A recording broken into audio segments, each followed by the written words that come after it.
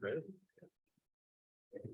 evening and welcome to this special program that is being brought to you this evening by the Mid-Valley Bicycle Club, the Advocacy Committee.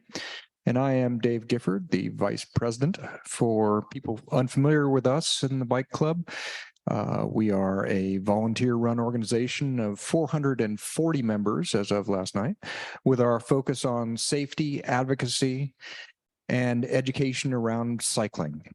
Besides our many weekly rides, we have an annual fundraising ride where over 600 folks from all over the state come to enjoy our local countryside and a joy-filled celebration of cycling. And with the funds we raise from that event, we're able to sponsor free helmets for kids, bike education for the elementary and now middle schools, and events like this. We have fun, ride bikes, eat snacks, and do good deeds.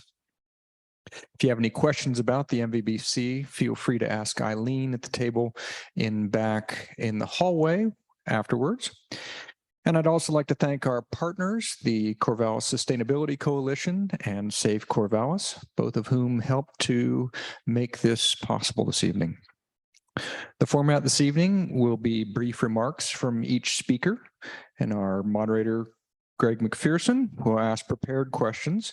And then that will be followed by Q&A from the audience and also from the audience at home who can ask questions via Zoom, and those will be brought in as well. There are blue cards which were either in your program or are also available, and we will collect those prior to the Q&A portion. And so without further ado, I would like to pass to our moderator, Greg McPherson.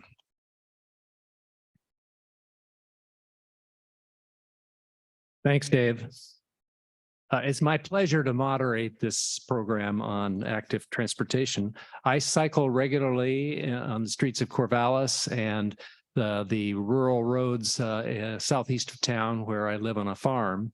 And my safety and convenience depends on the skill of traffic engineers, transportation engineers, and we're fortunate to have 3 of them on our panel this evening, so I'm looking forward to the expertise that they can bring to this topic. The program is sort of prompted by the publication of a book by Lynn Peterson, who's just to my right, Roadways for People, Rethinking Transportation Planning and Engineering. This is my personal copy, and there will be an opportunity for you to each acquire a personal copy later in the evening if you so choose. And I'll bet that you perhaps could score a Lynn Peterson signature in your book. I'm going to get her to sign mine. In a conversation a few minutes ago, I learned a fun fact about Lynn, which is that she plays a musical instrument, the trombone. And that resonated with me because I too play a geeky instrument, the bagpipes.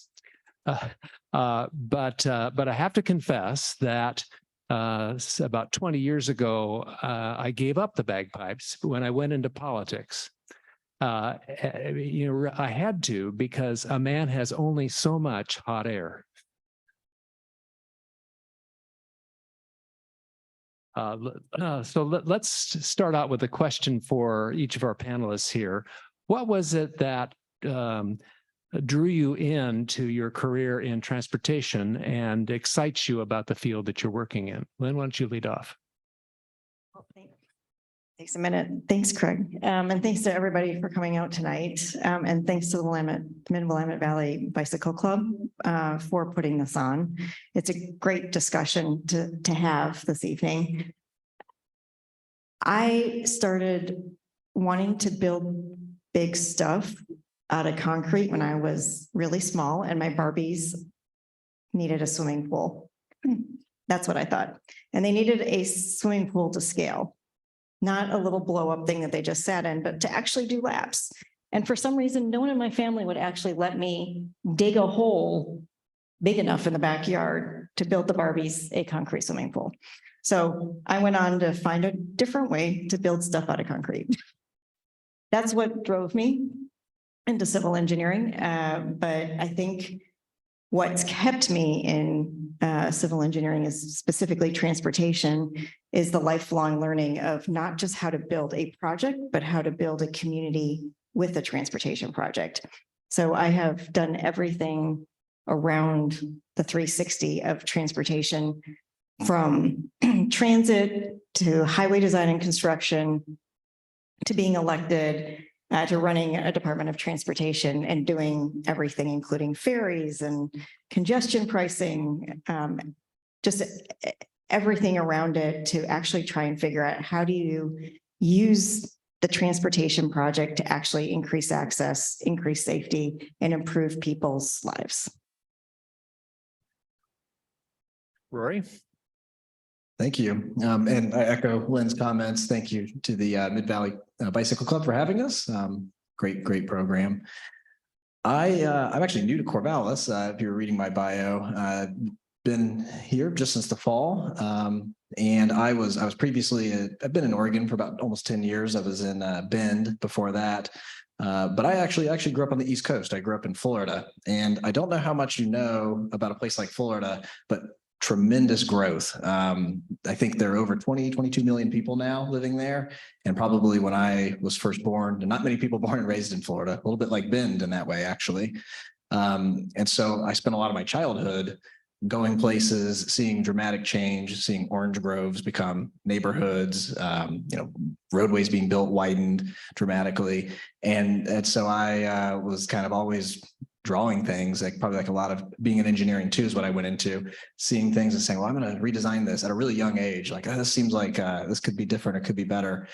And I actually grew up around the Kennedy Space Center. That's why I grew up in Central Florida. My entire family was kind of worked in engineering, worked with the space program. So I was really the first person who chose to kind of stay on Earth with surface transportation.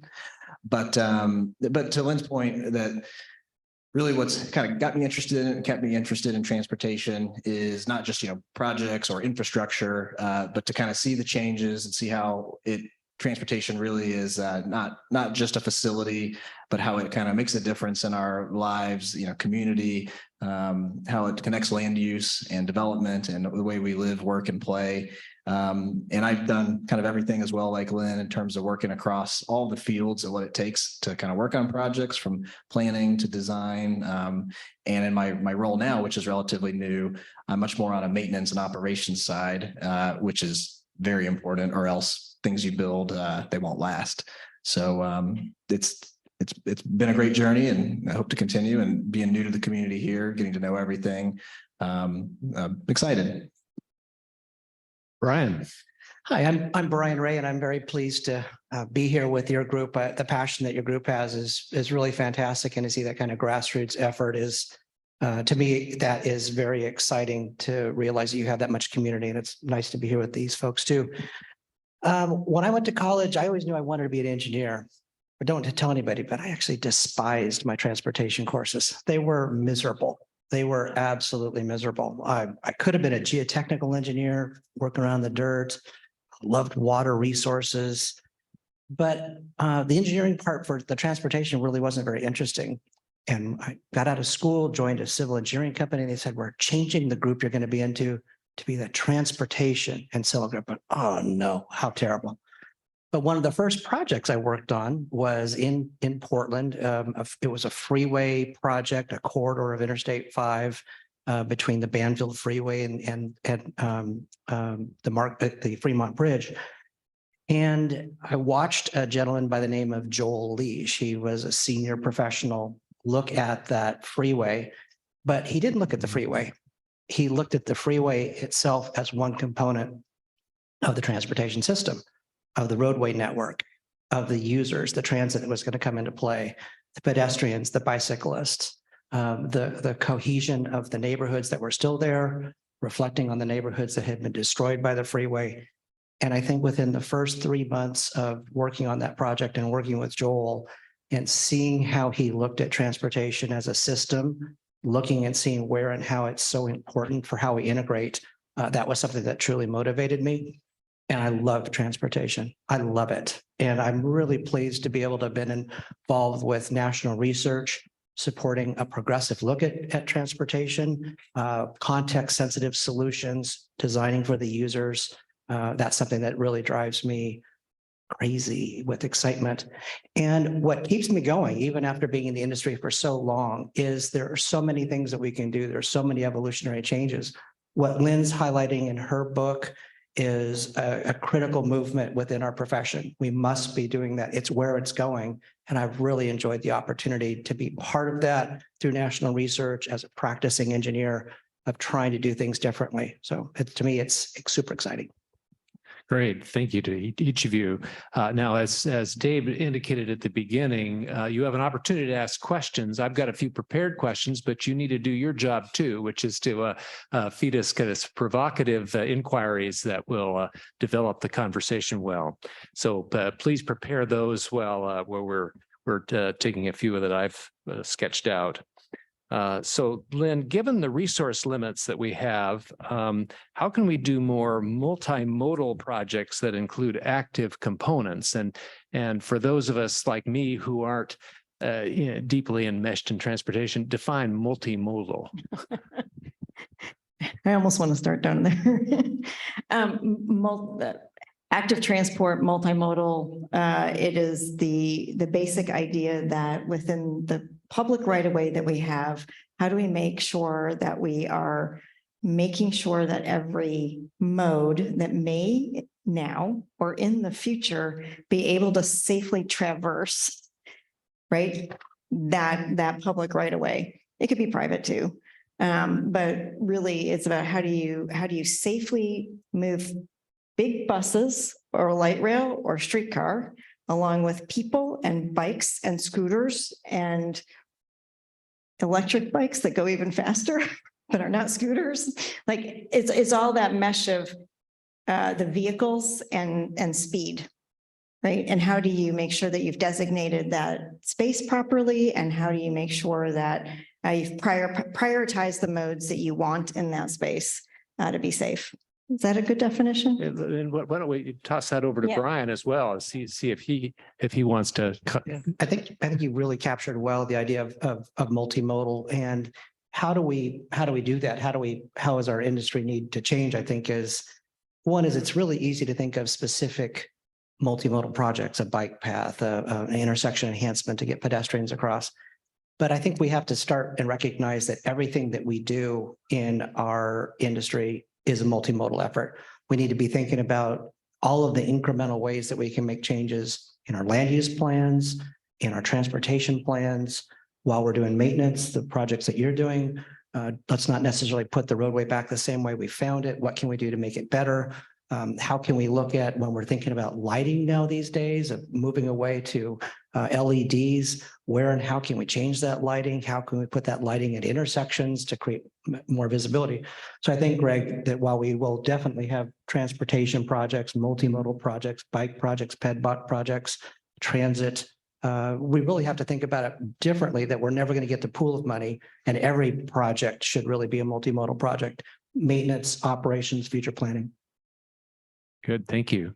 Rory, how does the development of active transportation in Corvallis compare with your previous gig in Bend? So for those of you, here in Oregon, or I don't know how many of you have been to Bend or gone frequently or gone over the years, you probably know, similar to like I was expressing about where I grew up, Florida, dramatic changes there. I mean, even in my time, I think, which is a more recent history, Bend went from 70 to over 100,000 people in just less than a decade. So you have about 5,000 people a year moving there. Has been their pace for the last few years after kind of coming back from a downturn that they were hard hit by economically. And COVID has only heightened that with remote work, many people coming there specifically just to live and work remotely. But that said, when I got there, it was at a probably similar place to what I've been coming into here in the last 6-7 months since I moved to Corvallis, which is that the kind of level of spending that was sort of available for transportation as a whole was not very high. The projects that were available that you could spend on were sort of on a smaller scale, staffing wise, in a place where people were just kind of getting up to speed on things. I'm seeing a lot of that we've had quite a bit of staff turnover and are still going through it. it at the organization that I came into here and had kind of come out of that as well, out of the recession in Bend. So while there's some big differences, there's some similarities to a point in time, which I experienced there. But that said, there's kind of a few key differences I'd point out that make a big difference in what you can do. One is that in Oregon, you, as a city of a certain size, you have to have what's called a transportation system plan, and you're supposed to update that periodically. Both communities, Corvallis and Bend, went through updates of their transportation system plan, not in exactly the same time frame, but both within the last decade. And one key thing that Bend did do that Corvallis did not, and I wasn't here, so I can't speak for all the decision and who was involved, is they, with their council, politically, with the community, as they kind of came out of that, and transportation system plans, for those that don't know, they have a mix of things in them. They have policies, programs, actions related to transportation.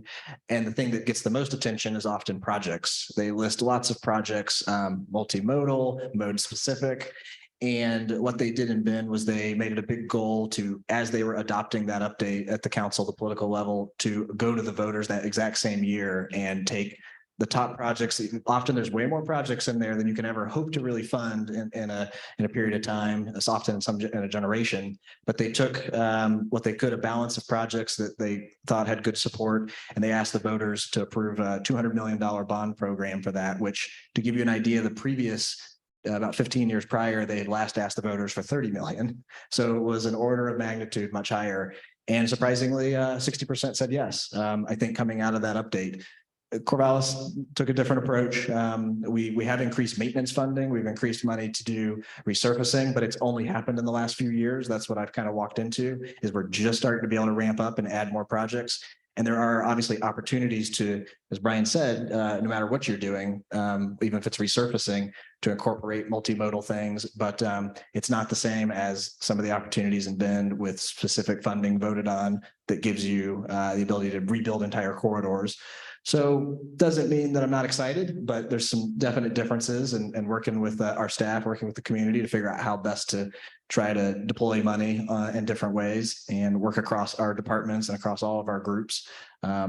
So yeah, just a few differences there. Just a follow-on question on that, which is more difficult to manage transportation projects in a community like Corvallis, which is growing, but not explosively, or a place like Bend, which I think by all accounts, one would say was explosive growth in the last decade or two? I don't know. I wouldn't say there's any harder in any situation. It's just about how to do what you can with the money that you have. In the case like Bend, where you may have a lot of funds for very big improvements, like rebuilding entire intersections or rebuilding entire corridors, like within the entire right of way, or building entirely new bridges and facilities. Those have all their own unique challenges that they come with. But of course, you've got the benefit of having the funding. Here, what I've experienced walking into it is where you don't necessarily have the funding and the scope to do a lot beyond kind of repaving and then what's within sort of your curb to curb area of the street. There's still, obviously challenges with that, in the sense that how do you kind of communicate and work with the community on what can we really do with the funding? Because I think often people would like what Bend has. They would like, oh, you're repaving the street, how come you can't also build like a roundabout at the same time? And it's, well, that would double the budget, and it's all you have is this many millions for paving, and that's what essentially the funding is for. And so, like I said, each challenging in their own ways, but in a very different context of growth and restrictions on kind of your funding. Yeah, gotcha. Yeah. Lynn, why don't you comment on that? So to get back to the question about how to do it on a budget, I think that was the perfect segue of how you can think about doing projects on a budget. And a lot of what Brian and I have seen out there is that people have gotten really innovative when they had no money, and still been able to provide safety and still be able to get people to where they need to go efficiently. But you have to rethink the problem statement, right? A lot of folks, when you start a project, the DOT or the Bureau of Transportation or whatever the Department of Transportation is called, sometimes the projects are 20 years old. And the problem statement was move as many cars as efficiently as possible and as safely as possible. But today we would write the problem statement a little bit different. And the reason I wrote the book was you almost need the community to be engaged in the problem statement so that you actually can figure out what you're actually trying to achieve, not just in moving vehicles, not just in moving people, but what you're trying to achieve for the community over the time, so that you're using every dollar to get not one, but not two, not three objectives, but what professor at Portland State University that I studied under, Cy Adler, said, multiple, vague, and conflicting goals. This is not what engineers like. They do not like multiple, vague, and conflicting goals. But this is the world that we live in, right? Where you have limited resources and you have to achieve many different outcomes. So practical design, context-sensitive solutions are all things that have resulted from states and cities who saw no money coming in and saying, but I still need to make it a safe place to be, and I still need to help these communities achieve their goals. So I think that that's the problem that we're still having in our industry, is that some of these projects are so old. Now with maintenance budget, the problem statement would have been to make the asset better, right? To keep the asset going. But now we're realizing, oh, you can't just leave it at that one performance metric. When we're going out, could we restripe? Could we make it easier? Is there signage so that there's a safer transition for bikes from here to there, right? There's these great opportunities to think about some really low cost things. Or, our Department of Transportation Director, Chris Strickler right now, I joke with him, but his major go-to is, well, we'll just close the access from the local road onto the highway, because normally the intersections are where you have fatalities and injuries, right? And sometimes the quickest, cheapest way to just get rid of that problem immediately is to just close an access. But what does that do? That means somebody can't access their property as easy, right? So there are these trade-offs. So we have to be able to have those conversations and those trade-offs and say, how do you make this safer as quickly as possible? And I think that's the really interesting conversation that you guys are going to have coming up with this maintenance conversation, right? Yeah, Brian, I don't want to distract you from whatever notes you're taking there, but what in your view is the most overlooked consideration in planning a transportation project that will serve active users? Is there something that tends to get lost in the shuffle that you think doesn't get proper attention? I have to write things down or I won't remember them. So I wanted to take a couple of notes on some of the comments here. I think what's overlooked is, first of all, I think we have to start off with the mentality of what the project is. I think what Lynn is really capturing is a really important one. Projects take a long time to grow and develop, and they can take 10, 15, and 20 years. That's a horrible thing to be thinking about, isn't it? How long it takes to do something like that. So it really is critical that the base assumption is being reevaluated. And many times projects that were established at a different time. Was the land use different? Was the roadway different? Were the traffic volumes different? But it may have been a different mentality. And the different mentality is an auto-oriented mentality. And so I think a big part now, Greg, is that we have to relook at moving safely goods and people and things. And we have to do that in a bit more of an equitable way. What I do think is really important from messaging is being pro multimodal doesn't have to mean being anti-car. Cars a mode, freight's a mode, it's a part of our economy. But what we have done over the years is invested tremendous amounts of money in physical infrastructure that has supported motorized travel. Okay, great. Now what we're really talking about is we're not talking so much about knocking down motorized travel as bringing up the other modes into play. So I think, Greg, one of the first things we have to do when we're starting any project is taking that first look about the assumptions that Lynn had. Are those still the same assumptions? What is the context that we have today? compared to where it was. But as much as anything is where are we going in the future? What is the context and the change that we would have? 5 years ago, I don't think anybody would have thought about telecommuting as we do today. Would never. And so we have to be really looking ahead to the future about where we're going. So ultimately, I think what it takes is it's a change in mindset. There's a change of mindset that needs to happen. Great. Rory, how does the city balance the need for transportation improvements with the need for maintenance? What do you have a rule of thumb about what proportion is going to be spent in each direction, or how do you map that out? I would say that's been the biggest change for me coming here, is that going back to the conversation from earlier, conversation I was, sort of the remarks I made. There isn't much being made in the way of, if you're using the term improvements to say like kind of new construction, new projects. I mean, that's really all we were doing in Bend. We were repaving some streets too, but that was kind of minor off to the side. I mean, literally to give you an idea, not to be too shocking, but I mean, we have about 60,000 residents in Corvallis, and that includes, I think, students as well. Bend has 100,000, so a little bit bigger, but not, it's not even double quite. I think I was just looking at our capital improvement program today, which includes our maintenance spending, by the way, which Ben's does not, interestingly. So just think about that when you hear these numbers. We have a little over 60 million planned for everything for capital sort of spending: airport, parks, transportation, water, sewer, over 5 years. That's how most agencies do it, about a 5-year look ahead on projects, and those can change when you get to those out years. Bend has about 800 million.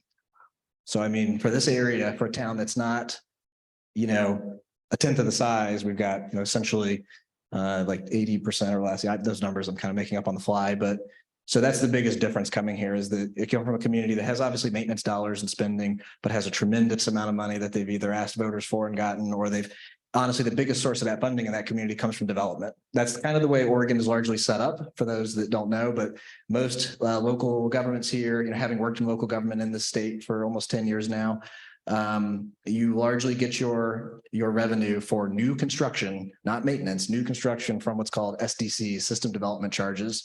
And Bend is taking in just tons of those every year from those 5,000 people a year moving there, commercial development happening. That was the biggest change moving here. I kind of knew it already, but I've walked into it now. I'm really seeing the financial effects of that. When you do not have growth in a community, or it's very slow, or it hasn't happened very much over many years, you don't get, in Oregon, the way it's set up, you do not get essentially revenue unless you go to the voters and ask for, like Ben did, additional money. You're very restricted in the ability to do very new things. So at that point, it becomes a maintenance question. So when I compare the two capital programs, coming from a place that had a lot of funds to do a lot of new things, we are very much in a mindset here of like, what can we do with maintenance dollars? So that said, there are a lot of opportunities. I don't want it to sound negative and like it's not like there's nothing we can do. You're just a little more restricted on maybe big exciting things that maybe you might see elsewhere, but your opportunities are really going to be maintenance. And so that's where I think I haven't been here long, but looking at the projects we have ahead, thinking about ways to look at those differently in terms of, like you said, potentially rescoping some of those to say, where are the opportunities to use those dollars a little bit more. Now, will it be doubling the budgets on those? Not necessarily, because that's that revenue issue, but is it plus or minus a percentage, 5-10% there, because you can identify features that are very different, a little different than what the original scope was. I think there's some real opportunities. Very good. Lynn, you want to comment? Yeah, I just thinking through an example from Portland, where they've been using the maintenance budget to be able to go in and put in bike lanes where they weren't bike lanes. But this is where the problem statement comes in, is so important. And just a takeaway, a lesson learned from how to not to do it. There's a road north-south in northeast Portland, North Williams, and it's through the historic Black community. And the maintenance department said they decided that they would go and do an overlay. And when they did it, they would put a bike lane on it. And the word got back to the community, not through the actual communication of the department, but just through the pipeline of people talking. And the Black community went completely insanely mad. because those who had requested the bike lane were the white bicycle commuters that had gentrified the neighborhood to the north coming into Portland's downtown. What the community had been asking for 20 years was safe crossings and sidewalk connections. And so because they didn't go out and basically have that conversation, they lost trust in the community yet again. And they had to repair that and go out and really think through the projects. How do we do all of this? Because there isn't enough money, right? So they had to go and get 2 different buckets of money, and they completed that sidewalk network and they put in the safe crossings. Because really for 20 plus years, as traffic had grown, the kids weren't able to get to school by walking because it wasn't safe. The elders weren't able to get to church, right? These barriers were becoming real in their daily lives. And they've taken down those barriers, but it took 2 different projects. It took a maintenance project and then a capital project, 2 buckets of money, but they had to combine them into one project to be able to move the community forward. But it's that conversation of being able to figure out what that is a need. That bike lane was a need, but it wasn't the only need. So it's a real thing if to be able to go out and have that conversation prior, because I think one of the key elements of building trust in government is going out and asking first, rather than making the assumption that you know better than they do. And I think that's really a part of how we're changing the profession, is starting to listen for understanding, because we're never going to get to the systematic racism within our society if we don't understand how somebody's actually having an issue just getting to work. Because lived experience isn't as valued as the data on the speed of the traffic, the number of bikes, right? What we count is valued.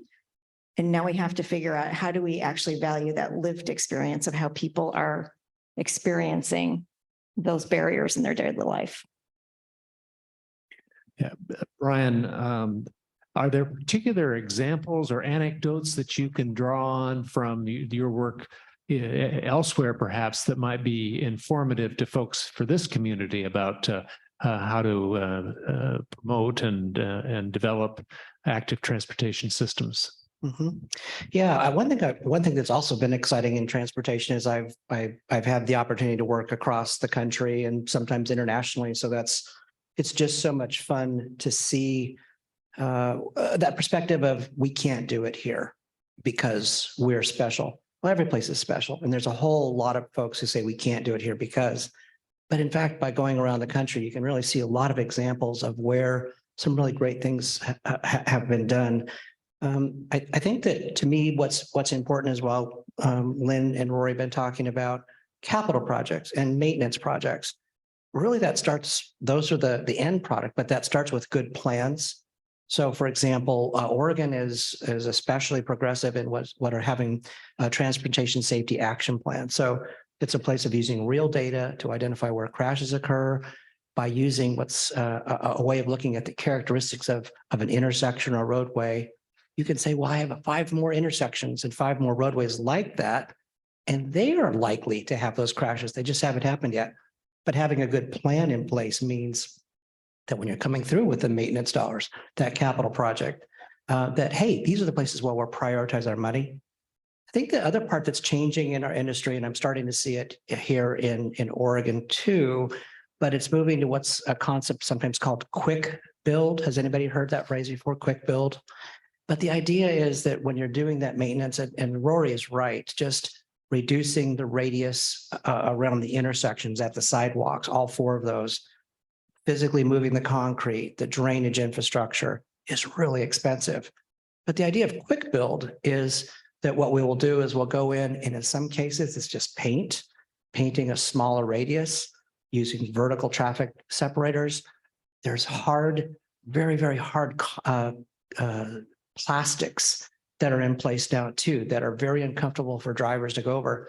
But the neat thing about it is these are low cost, high value types of projects. And these are the kind of things that I think it takes a mentality of reflecting, we can do that. But you have to start with the basis of we want to do that. We want to make it easier to cross these streets. We want to make it easier for people to live in their homes. And that's the starting point, so that when you have those project worry, can you come in and do low cost, high value improvements? Lynn, comment? Just because I can't go without a presentation without talking about roundabouts. It's a thing with me.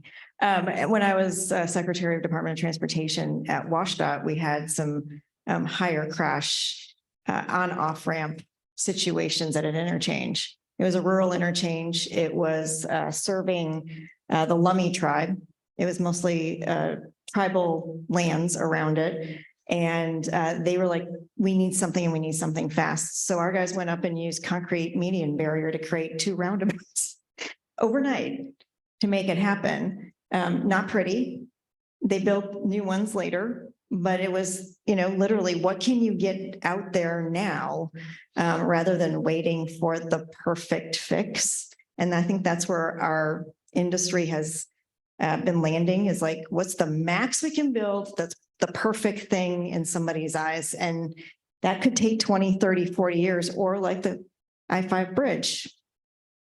$180 million in planning, and you didn't end up with a project, and you still have people stuck in traffic and unsafe, right? So you want to be able to move some things very quickly and show that you care about the community and what they're seeing now, and not say, well, sorry, the perfect is 20, 30 years away.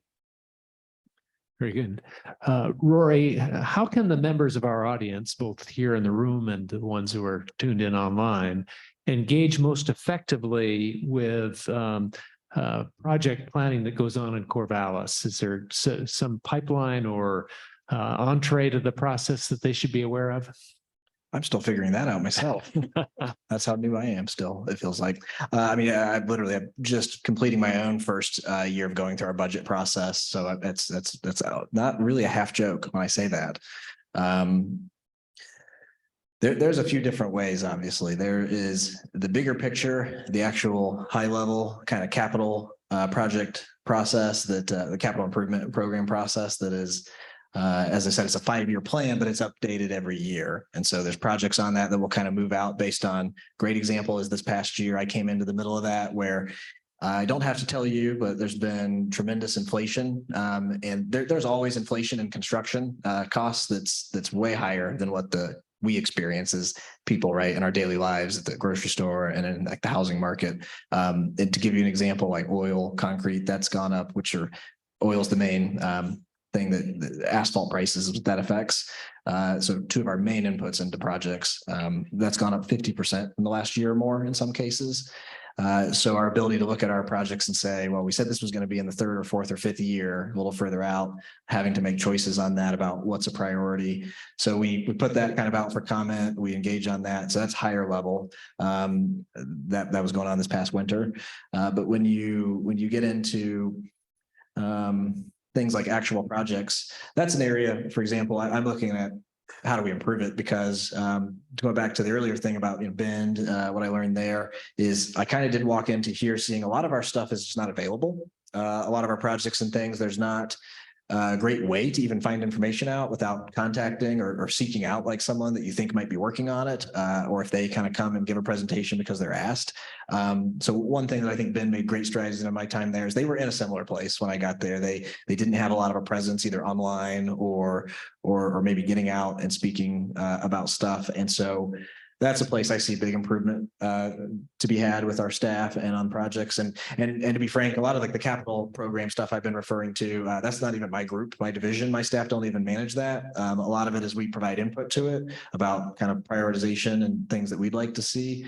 But it's actually our engineering group that manages it. And so kind of working with them, I actually came from more of the engineering and capital side in Bend. And so I see lots of things I can help bring and advise and see if we can start to get better on, having better web presence on sites, being able to engage more like earlier instead of, I know they're kind of waiting a little bit, probably late in the project development to get out. And actually something you said, I've been wanting to sort of mention, we just are starting to get the word out with our council this week. Corvallis actually does not have a safety action plan. So the transportation system plan I referenced, some of you may know, some of you may be engaged in that years ago, this is before my time here, but we don't actually have a true safety action plan here. Oregon, the state has one, a statewide one. Bend, we did one there a few years ago, so I'm familiar with it, participated in them. But surprisingly, Corvallis, although we track kind of crash statistics and things, we don't have a true safety action plan. And so one of the great things is there's actually federal funding available for the first time on a wide scale this past year. Pretty much every community, county, city, local government that applied was funded. And we're looking to apply this summer. We're putting together a grant application for that. So we're very hopeful that that trend continues, that we'll be able to get funding for that and pursue it. And so that's something we'll be kind of rolling out information on that, because safety action plan, although that's kind of what they're called, they sort of take on, it's a little different, but it has a lot of overlap. You're right. You're very right. They have a lot of similarities to other things people know about in the safety world, or that is common with our council. One thing I do want to. Oh, you want to talk about what just they are? quickly? You know what, when you're talking about the raising money for helmets, bicycle helmets, that's glorious. That is part of a transportation safety action plan. So you don't need a plan to do that. You're already doing that. And what I would say is for you and the community, it's not worth going backwards and blaming and trying to figure out who, why, where, how we got here. You can't change it. Not a darn thing you can do about it, but you can change the future, and you can establish a pattern by setting a tone of what you'd like to see. The activity that you're doing, what you're trying to do with your community, those are the steps that go into an action plan. And what I would say in getting engaged is a forum like this. Find ways to get your group together to share those objectives, to make sure that the people who are in at the city, at the county, at the state can hear what you're trying to do and ask them to participate too. Lynn. Having worked also in a nonprofit advocating across the state at 1,000 Friends, I guess from that grassroots level, being able to communicate with the city council about your expectations about what does community engagement look like on these different types of projects, and being able to ask, can we just take it may not take very long to look at a maintenance project, right, with Rory and say, we have some left turn issues. What could we possibly do in a maintenance budget to address those overnight? But I would also say, go to the NACTO, the National Association of City Transportation Officials. I know Rory's really up to speed on it. Brian is. They have basically visuals of different types of streets, and they give you ways to phase it in over time so that you're not doing it all at once to take a roadway that's now 4-lane with no median and slowly over time move it to a multimodal corridor with a median and a bike lane and a wider sidewalk and tree plantings. But it doesn't happen overnight because none of us can afford a complete overhaul of our house. We can't afford a complete overhaul of the roadway, right? Because it has been built the way it was built, and it was built on the cheap. Pretty much everything the state has been built on the cheap when it comes to transportation. We were the first state in the union to have a gas tax. Do y'all know that? Who knew that? One. We were the first state, and it was a get out of the mud campaign because literally we were just in the mud. But we have never kept pace with that funding mechanism to actually be able to, let alone maintain our roads, to grow them.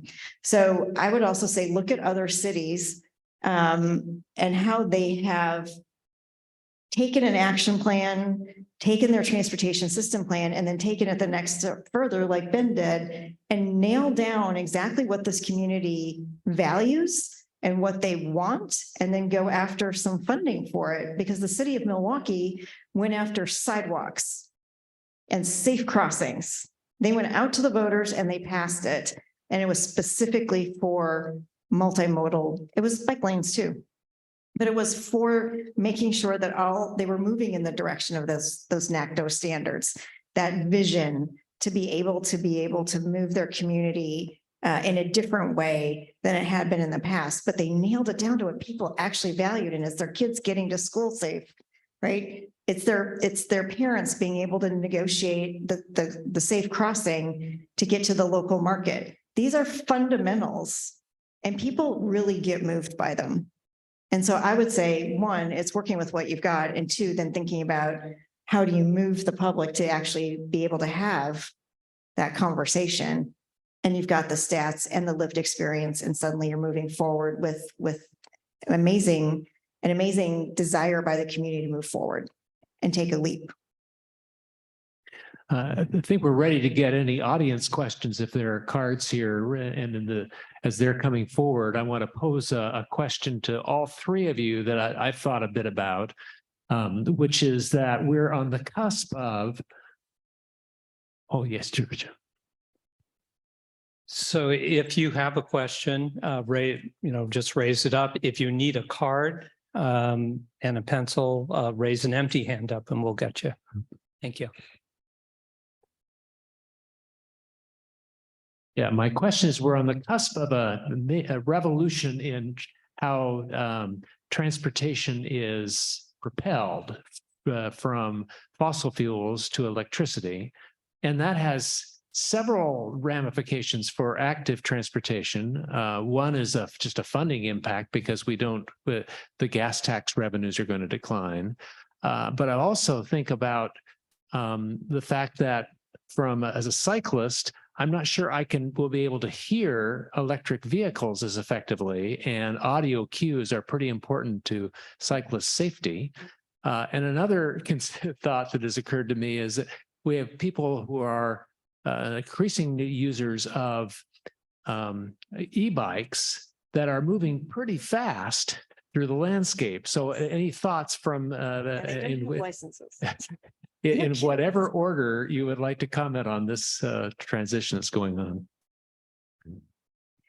I guess what I would say is just on the future of electrification of the transportation system at a high level.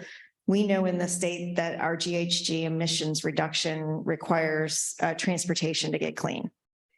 And 60% of the reduction that we need to get to is from the electrification of the transport system. So it's very important. The other 40% deals with the thing that takes the longest, which is to actually integrate transportation and land use planning and make sure that we have basically multifamily, higher density opportunities to have more housing located as close to transport options that are safe and accessible. 40% of our GHG emissions are going to require us to make sure that not that you don't have to drive, but that your drive trip is smaller and that your bike trip is less. So we can get it under 5 miles so that everything is more accessible by another mode other than by turning on a gas powered car. So I just want to, in that grand sense, I'll let these two who do more engineering every day talk about like, how does it actually affect the design? But we need to get to that electrification, even though it does have an impact long-term on our revenue stream. And what the state is obviously looking at is a vehicle miles travel tax to figure out, no matter what kind of vehicle you're driving, how far do you drive, and you pay based on the use. And that's where the state wants to go. And they're having discussions about not bonding against the gas tax for future transportation projects because they want to move to this vehicle miles travel tax. So. I was curious if you about the electric bike and the electric bike. I was going to say, from working in local government, I don't have a lot to offer on the regulatory side, simply because a lot of the things you mentioned, Greg, about a lot of what you mentioned is kind of federal or state regulated. So local governments, that is a place. There's not a spot for the most part in terms of regulating things like electric bike speeds or the types of them. Similarly with car sounds and stuff like that. A lot of that's set nationally with standards. Not to say we can't have some role eventually, but a lot of that gets preempted by state, federal regulations. The funding side, though, to your point, that's something that in Oregon, we are a little unique compared to other states. If I don't want to get too geeky, but I will say this as someone who's spent a good part of his career in government. There's a lot of states where you don't have a lot of flexibility with different funding. It's either you have fuel tax or you have your property taxes. And most states, as we know, have sales tax. There's only a couple like Oregon that don't. And so there are a lot of states that the way they fund transportation is from a mix of those sources. They use some fuel tax. They will use toll roads. They'll use the sales tax as a big, in most states, to be honest, sales tax is a large part of revenue comes from that to go to transportation. And a lot of people, of course, will say, well, why is gas tax not, the biggest source? And at one time it did pay in many places. But to give you an example, my home state that I grew up in, Florida, I believe last I checked a few years ago anyway, they, of the 50 states, of all of their transportation spending, they had the highest percentage of that was coming from fuel tax, and it was only 50%.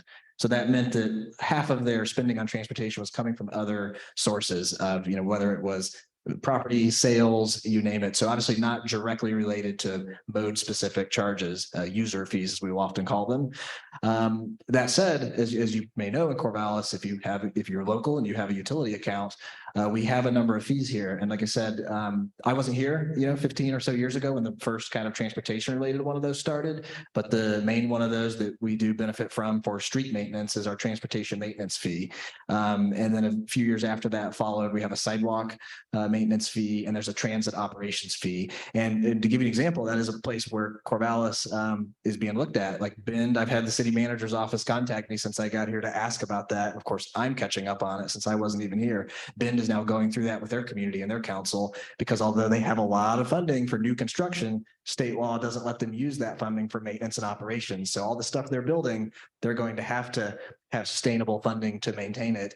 And so we are actually in a good place there, where our funding is, since it comes from utility accounts, is not dependent on something that we really don't have a lot of control over, which is the declining or the increasing fuel efficiency or conversion to electric. So that's a place I did want to highlight, is although the landscape out there nationally and at the state level is becoming more and more challenging with the electrification of stuff that we tend to tax at the pump. At least at a local level, for our own stuff we spend over, we have a little bit more control over our destiny. I'm excited about the questions. Well, let's just pause for a moment here and let me get the questions parceled out. Most of them are not directed at a particular panelist, so I'm just going to arbitrarily pass those on. So there's a tranche for you, Gwen, and okay, we're going to do our own question and answer. yeah, that I'll let you, rather than me trying to read rather than my trying to read the handwriting. Me just and then you can take them in whatever order you prefer. Let's see here. What cities do you see as the model of what Corvallis should be striving for in regards to infrastructure, funding for bike ped projects, and public process?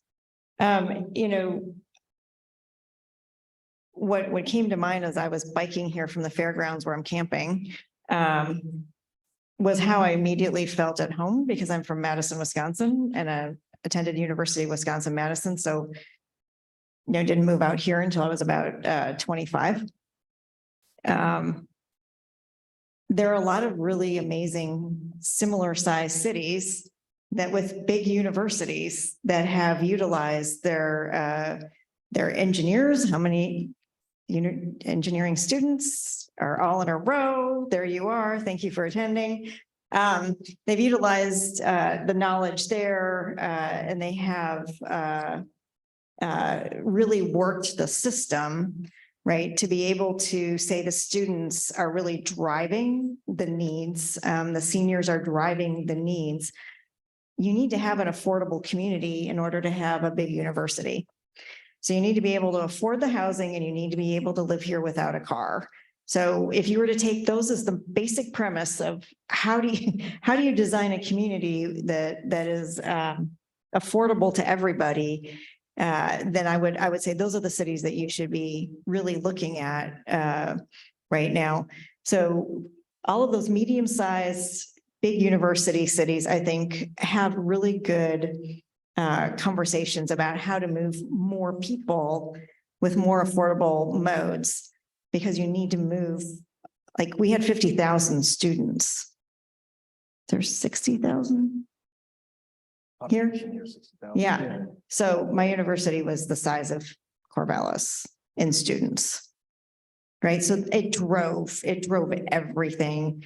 And I think that's the kind of city that you need to be looking towards, is how do you let the university drive that conversation, let that need drive the conversation. That's where I would. And Brian probably has exactly the right answer. No, it's making reference, if that's what you were at NACTO. Yeah. Yeah, talking to NACTO itself. I mean, yeah. I mean, you've got really good resources through your engineering department and with Rory to actually make the connection with NACTO and get help, because they do have a lot of resources to actually make those connections and hook you up with folks who are working on the same issues as you are. Jeanette Sadekhan, who wrote the foreword for the book, really pushed NACTO forward to be as, if not more influential than the state highway transportation officials that I was part of when I ran the when I was Secretary of Transportation. So I think making those connections through NACTO is probably a really good place to start. But pause for just a moment while I pass out another tranche of questions. Oh, we can choose though, right? Yes, you can. I just want to know the rules. Yeah, you can shuffle through and select a question you think most interesting to you. I'm just looking to see about the new ones.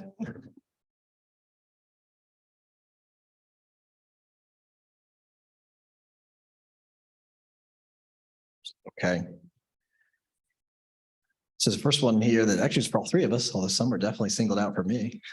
But this one was, is it practical to put dots to separate bike lanes from cars? And I think by dots, that can mean different things. I think you're meaning, yeah, they can be like the larger sort of raised things that you can sometimes see on streets. I think dots are more of a California term, by the way. You don't really hear them. It's more of a regional term in transportation. But just in general, in terms of raised elements to separate bike lanes, which of course is, more and more in the last decade come to the United States from overseas. One of the biggest challenges that you see everywhere, and I'm sure you're very familiar with this, is the maintenance side of it. Bend, for example, as I was leaving in the last year, they were just starting to try to get like a street sweeper to approach that. And Bend doesn't even have leaves. There's Ponderosa pines, for example, but they don't really drop anything. They're evergreen pretty much all year, but they don't have any of what we have over here in the western side of Oregon, which I just experienced because I came here in September, and my crew is involved in the street sweeping, and we have our public services that we kind of work alongside right behind as they clean up leaves. And that's just in the street in general. So that's a big challenge, is the maintenance of the areas. If we put anything we can't get into or sweep over with any of our equipment that we currently have. So like Bend, that's something that I'm trying to work on with my staff.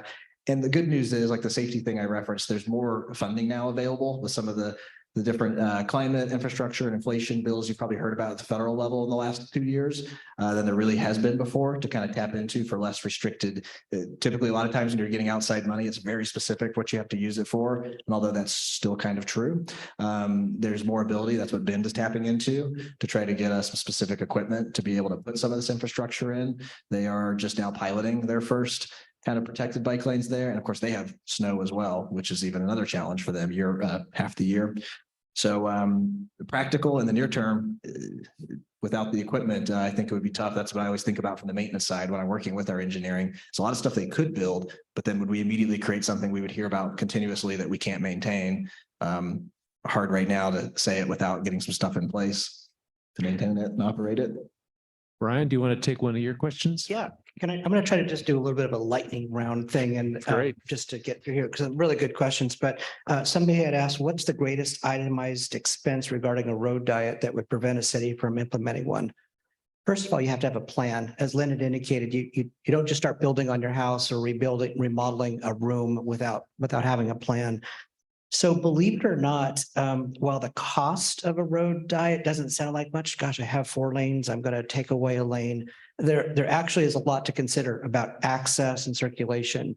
But what I would say for now is the first part is a road diet or people don't like the word diet. How many like the word diet? But lane reallocation, roadway reconfiguration, those are neutral terms. So one is maybe start talking about terms of lane reallocation or roadway reconfiguration. But I think one is having an excellent plan to start with. Where are those corridors? Where do people want to go? Where are they starting from? Where do they want to go? And identifying that network. And then I want to tie that to a question that somebody had highlighted. Can you speak about the long-term financial cost of a roadway network and options? So lightning round here. One is this is talking about the costs, but what we need to come around as a mindset that having an excellent roadway network that supports each user type is actually a benefit. It's what brings people into the community. It's what keeps people in the community. It's what creates the value of land. It's what creates commerce. It's what creates community for you to be able to get from your house to that park. So what I would say is maybe we need to start, whoever brought this up is if people are talking about the cost of the network, let's start turning that around to something. What are the positive benefits of that network? I'm going to do one more. What advice would you give to the transportation students in the audience who are passionate about improving the multimodal experience? Keep that passion. Our industry, what Lynn's doing within her book right now is really represents a movement. I'm older than Lynn, Lynn's older than you, students.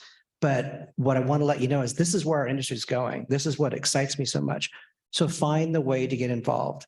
Get involved at the school level. Get involved in talking to Rory that you'd like to be part of a citizens advisory committee. Look into the types of planning, engineering, or other areas that you might study to be involved with that. But more and more, the multimodal side, especially coming from students and emerging professionals, is a hot place to be. And it's generally speaking, very, very welcomed for the same reasons you as a group are so successful. Lynn, what have you got? What are some modern transit designs for community? I'm just going to stick close to home because I think this is happening all around Oregon and Washington State. We have focused in the Portland region on a light rail system as the high capacity transit option. But that is not the cheapest, quickest way to get a high capacity transit into a corridor. Bus rapid transit. And there's a lot of different types of bus rapid transits that you can do. You can look at what Eugene did in terms of a dedicated lane with a highly landscape that almost makes it look like it might be a light rail, but it's not a light rail. And all the way to C-Tran in Vancouver, Washington, that now has an award-winning, and I like to say this a lot because when we've been working on the I-5 bridge, it's nice to be empathetic to what good things are going on the other side of the river, an award-winning bus rapid transit system. And they've done that by giving priority treatment to the buses at the signals where they can, they give it dedicated lanes. Even we were able to do bus on shoulder when I was secretary in Vancouver, and now that's trickling down into the Portland region, bus on shoulder on the highway. So if you have a shoulder and you just need the bus to get some extra leverage in terms of time to get people out further as quickly as possible, you can use the shoulder. Obviously, you would not use a shoulder in town because that's where the bike lane goes. But I think looking just around the state, you're going to see a whole bunch of folks looking at different ways to get bus rapid transit in. And again, NACTO has some really good design ideas on how to do that and do it on the cheap as well.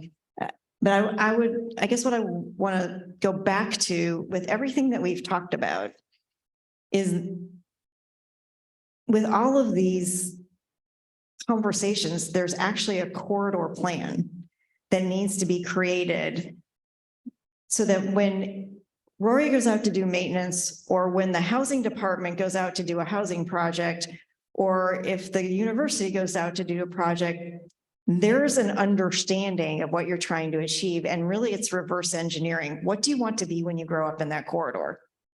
What do you want to be when you grow up? And then reverse engineer back what it's going to take to get from there back to where you are, and start thinking about what the phases are to get towards that vision. 25 years ago, when I was doing travel demand modeling at Metro, before I became 25 later, as I became the president, we were reverse engineering our way into what does it mean in all of our downtowns, in all of our town centers, to get to the best bike mode share in the state, which was Eugene. We said we wanted that in all of those areas. So we wanted, I think it was a 25% bike mode split for 2040. And we're getting close, right? But it's over time. It takes a lot of time. But what is the goal that you want to shoot for in the corridor? And then how does every person who works, lives, breathes in the city and in the community then make progress towards that? Whether it's a safety plan that goes into it, but the corridor plan, what do you want that area to look like? That's probably the best organizing principle I think that we have. Okay, and Rory, I'm going to call on you, but I'm going to hand off the last two of the audience questions here. And so they're fully parceled out. And please take up whichever way you think is most interesting. Okay, what a great reference to a corridor plan. Because speaking of one, I just was handed a question from my friend to the right here, from somebody out there in TV land who I'm working on a corridor plan in their neighborhood, a community member who've got to know really well. And it's a great question. How can Corvallis boost community input for transportation improvements prior to basic design? And it's a really good one, because although it's for someone who's not here, it has a great tie-in to the host of the event that put this together and brought us here. I mentioned I haven't been here long. I got here in the fall, and I think within a month I was invited to a Zoom meeting for the club, and I was definitely put on the spot about this exact question about how can we engage, how can we get in on projects, and I'll say I was a little surprised because, and like I said in Bend, it took us time to get there too on engaging with the community on certain things that maybe we weren't doing maybe as good of a job on. And so I remember the next morning having that conversation with my director about things that were kind of outside of my group, projects that we were also sort of a stakeholder in more internally. Well, how is it? Like kind of asking, hey, so I'm hearing about this. I'm just getting to know my staff. What's going on with these projects? How are our other staff and other groups engaging on it? And although much work to be done, I'm happy to see there were some changes and things made to a couple projects in progress, really because of that question from the club that, kind of told me about this right away, about some history on some past stuff, and asked me about some very specific things that they wanted to, get engaged in. So obviously much to be done, much can be better, as I said earlier in some remarks about where I could see bringing some things in that I've seen work well elsewhere for getting like web presence on stuff out there so people don't have to constantly ask for information. They can go and see it on their own time. But I think that that's a good example of having, I almost call it lobbying 101, because although I'm not in really politics right now, to the local, kind of government, I have worked with state legislatures, and that's something that you two can speak a lot of. It's having more of a direct ask often, not just asking, make it better for biking, but like, here's a specific thing, we would like to see, and being able to follow up on that. That was a great example of that, and asking for more things like that about, here's the thing in the process we would like to be at this time, because then you really have something that you've given, for example, that other department that I could follow up on with them internally in my own group and say, this is really important, and I'm a stakeholder too, so I want to see that for them. Brian, you've got more there that would be interesting to hear. We could be. Yeah, this one was actually directed to Lynn, but I'm going to take it anyway. But the question is it difficult to push non-economic motives like limiting motor vehicles anyway? I think what I just want to do is bring that back to, it's a little bit like what Lynn was highlighting, is we want to think about what outcomes are we trying to have, and use that to determine the measurement of whether we got there. So our industry is moving towards alternate performance metrics. We used to measure everything by level of service. If our cars could move around at a level of service A, they got an A just like in school, yay, that was good. And our industry is moving away from that right now. There is the ability to support and look at multimodal quality of service. How well do I move pedestrians? How well do I move bicyclists? How well is my transit covered? There's alternate metrics now. These performance metrics are really the thing that we can look at. Quantitative safety performance, and Rory can talk with you about that later, but quantitative safety performance is a great way for us to measure, compare alternatives between what their safety performance will be. And when I say safety performance, I mean crash frequency or severity. And if we think about pedestrians and bicyclists, they're the ones who have the most severe or fatal injuries in a crash. Those are ways to look at alternate performance metrics as we're thinking about our project solutions. Very good. Lynn, do you want to close out the panel portion of this here right now, or do you? Do you guys you want to have closing remarks too?